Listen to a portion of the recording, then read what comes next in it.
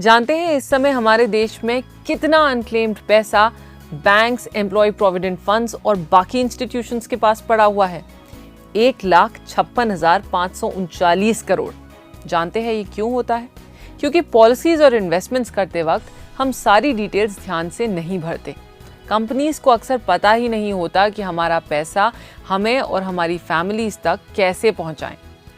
आपने तो अपने फॉर्म्स ठीक से भरे हैं ना? हाय, I'm Vani and I've been a part of the news industry for over a decade now.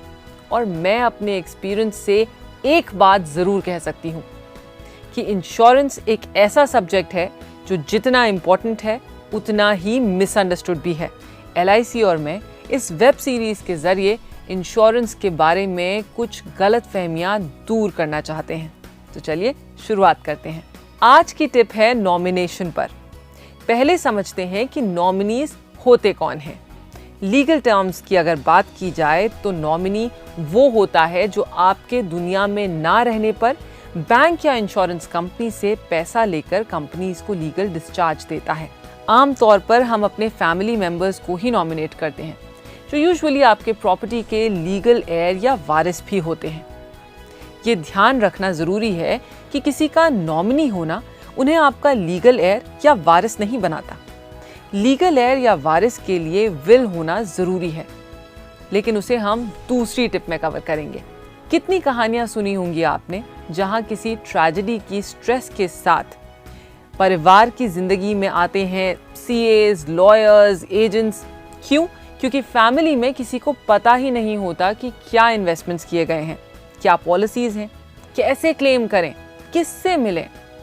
कई बार ऐसा भी होता है कि जब हम यंग एज में इन्वेस्ट करना शुरू करते हैं तो जहां भी नॉमिनी का मैंडेटरी ऑप्शन होता है, हम यूजुअली अपने पेरेंट्स का नाम लिख देते हैं। होपफुली उनको ये बात बता भी देते हैं। सालों बाद जब हमारे पेरेंट्स इस दुनिया में नहीं रहते, किससे याद रहता है कि कौन से इन्वेस्टमेंट प्लान में मम्मी या पापा का नाम दिया था? और एड्रेसेस और फ़ोन नंबर्स तो हम वैसे ही कितने बार अपडेट करते हैं, कितने बार बदल चुके होते हैं। किसके पास टाइम है बार बार अपडेट करने का? अगर ये बातें आपको कहीं जानी पहचानी लग रही हैं तो समझ लीजिए कि इस वीडियो ने अपना काम कर दिया। आपकी मेहनत की कमाई जो आपने सोच समझ के इन्वेस्ट की है, क्या सच में आपकी फैमिली के काम आ पाएगी? अगर थोड़ा भी डाउट है तो सबसे पहले एक लिस्ट बनाइए। जितने भी इन्वेस्टमेंट याद आ रहे हैं उनसे शुरुआत कीजिए। अपने एजेंट्स को फ़ोन लगाना शुरू कीजिए और सब जगह अपने नॉमिनीज और अपनी और उनकी कॉन्टैक्ट इन्फॉर्मेशन अपडेट कीजिए। थोड़ी मेहनत ज़रूर लगेगी, लेकिन ये ज़रूरी है। इसके बाद अपने नॉमिनीज और उनके वारिसों से इन इन्वेस्टमेंट्स के बारे में बात कीजिए।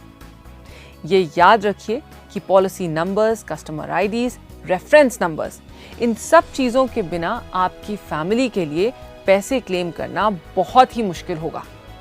कुछ ऑर्गेनाइजेशंस हैं जैसे कि LIC, जो आपके साथ बैठ के आपके केस की सारी फाइल्स ढूंढ निकालते हैं और आपकी पूरी मदद करते हैं, even if you lose your policy number और अदर पॉलिसी डिटेल्स। स्पेशली अगर आपने LIC एजेंट से पॉलिसी खरीदी है तो वो आमतौर पर सभी ग्राहकों के पॉलिसी रिकॉर्ड्स मेंटेन करते हैं आपकी सुविधा के लिए। एक आदत बना लीजिए कि हर साल जब आप टैक्स रिटर्न्स फाइल करें तो लगे हाथ ये लिस्ट भी अपडेट कर लें और अपने फैमिली के साथ शेयर कर लीजिए। और हाँ, अगर आपके नॉमिनीज माइनर हैं तो उनके अपॉइंटीज या केयर टेकर्स को भी लूप में ज़रूर रखिए। ये बेहद ज़रूरी है। आपकी मेहनत को वैल्यू करें। हम क्यों कमाते हैं? अपनी खुशियों के लिए, अपनों के लिए, उनके बेहतर भविष्य के लिए, करेक्ट? तो जब मेहनत करने से पीछे नहीं हटे तो मेहनत को सेफगार्ड करना क्यों भूलें? इस हफ्ते आपके 2 मिनटों के लिए बहुत शुक्रिया मेरे और LIC की ओर से। हमारा show life insurance made easy हर हफ्ते आपके लिए हाजिर है। तो अगले हफ्ते फिर मुलाकात होगी। हम 2 मिनटों में बात करेंगे एक नई टिप पर।